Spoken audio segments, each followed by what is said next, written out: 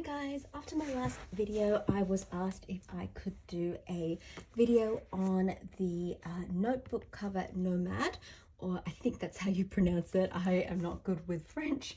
That is basically the leather version, or the full leather version of the Paul MM notebook cover that you guys would be more familiar with. And it's relatively new, so I guess that's why people wanted to see a little bit more of it. I didn't do one because I don't have that much to say about it, but I totally understand just wanting to see it on video when something is new and you're thinking about getting it, so I thought I would do my best with this video. They had the baby pink version with the silver hardware previously, some people have, and this one is it's only been out for like a week or two, I think. I'm not completely sure in Australia. It could have been out for longer. But you know, here it is. And so it is, it comes in the bicolor monogram Emprenet leather, which is printed and embossed with the monogram pattern. And it's secured with the engraved gold tone S-lock. And that's basically the cover. So let me open it up. It's just, if you've seen, it says Louis Vuitton Paris, it's the clasp. Okay, so it is the exact same design as the Paul MM. So here is the Paul MM, but it's got the black leather throughout. There it is. And it says Louis Vuitton Paris, made in France. And then in the back here, you've just got this. So all you've got really is two slip pockets that you can slip the notebook in, and then the S-lock. There's no pen loop that comes with the cover. It's really, really simple. Someone asked me if I thought it was floppy or stiff. I would call it relatively floppy. But you know, with enough structure that if you closed it and you didn't have this strap, it would at least close and retain its shape a little bit. But it's definitely, I would say, I mean, they're all kind of floppy in a sense, even the canvas. What would you say? Would you guys call that stiff? Like, it's not like you could roll it, you know? So I would say something in between floppy and stiff. And my particular setup is I have the LVMM refill in here. And I sometimes put both sides in and sometimes I don't. I've attached a pen loop to the front. And I find I have not adjusted the strap. A lot of people take out their strap and they move it further in, and I have done that with this one, and I can talk to you about that later, but I have not done that with this, and I will not be doing that with this. So what I have in there is the refill with a pen loop, and I pop my pen in there, and I've been using it to do scripting of my day. So I find that like really helpful, and I do find that when I write my day out in terms of what it is that I want to get done, I'm more likely to get more of the tasks actually done than if I just have a list sitting somewhere in one of my planners. So I do a list in one of my planners first, and then once I know what it is I'm doing, I have a look at that list and I think about what the day is actually going to look like, and then I write it down. And that's what I'm doing in here. And then on at the back, I've put in a little notebook from Planner Perfect. It's a B6 size notebook, but it is just slightly smaller than your average, ever so slightly smaller than your average B6. Now, the Louis Vuitton MM refill is not B6 sized, it's bigger than B6. And so because of that, they work together really nicely in here, quite perfectly. And I have actually removed a lot of the pages that this this initially came in to make it as slim as possible while still serving my needs. And what it's there for is to provide a monthly calendar. So I've got March onwards filled out, but I haven't backfilled January and February, so I can show that to you. I drew that in and then just put some washi. And so that way, if I've just got this with me out and about, it is kind of enough. If I need to schedule an appointment, if I need to take some notes, after I script the day, in the pages that follow, if any notes or changes or whatever comes up during the day, I just write them in the pages that follow. So, you know, it doesn't matter if it doesn't fit in this page, I can just write it on the next page. So what I would say to you is, you know, these notebooks are really slim fitting. Like, this is really all this notebook can handle with a pen in order for it to close comfortably. If you start putting much more than that in, it just doesn't close comfortably. Because ultimately this notebook cover was designed for this refill notebook and designed for people who are maybe not chunking up their notebooks. And so it's designed to like nicely fit that, you know. And so once you start chunking up your notebook or adding things, it really becomes very hard to close this. The other thing that everyone has pointed out is, yes, if you write on a table and you open this, it makes a big clunky noise as this hits the table, and you're not gonna like that. It also can feel a little like unsteady and unflat, because now this is on an elevated surface compared to this when you are writing.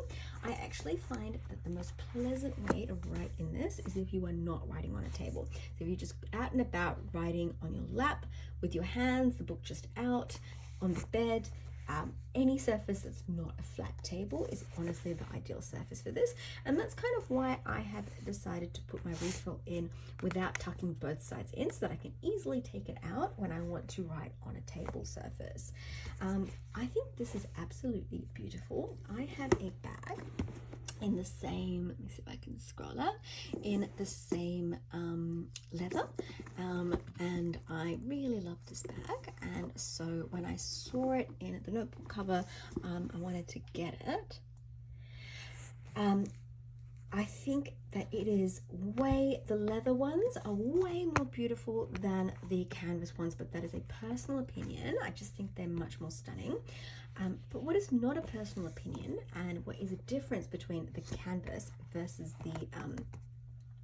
the leather, is sometimes with the canvas, and this doesn't happen with every canvas cover or every canvas planner, but it happens with enough of them, is it kind of warps like this. It's not like I've used this much. I haven't. It's not like my storing conditions are really bad. They're not. It just does it. It just does this with time, you know?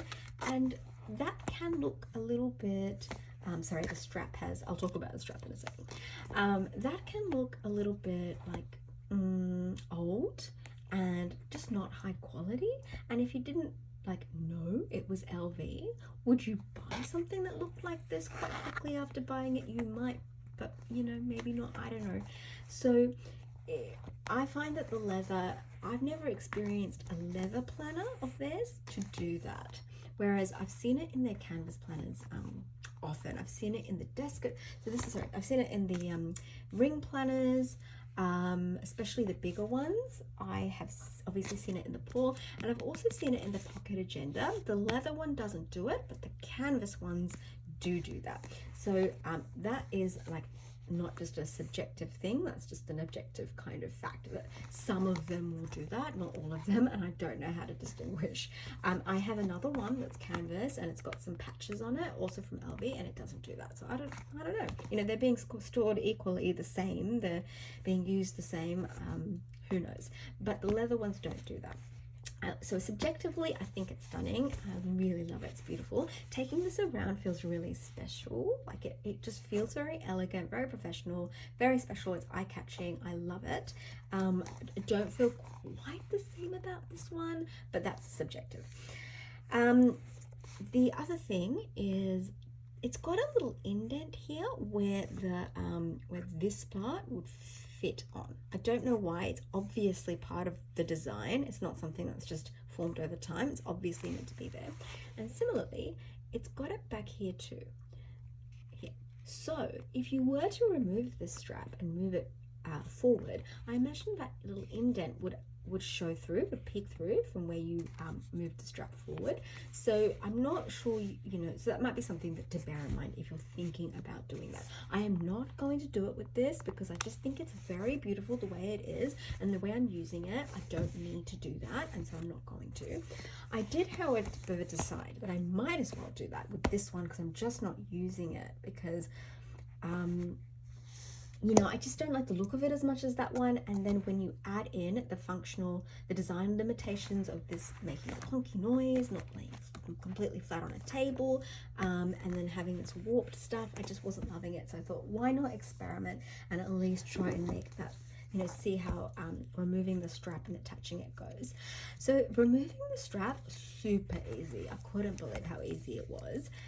You can see the stitching where the strap used to be. So the strap used to be like this, and you can see that it came with some glue on it, and it was also sewn on top. So in order to remove the strap, all I did was unbuckle it, and then I pulled it back as far as I could, and that allowed some of the stitching to just stretch a little bit so that I could see the stitching.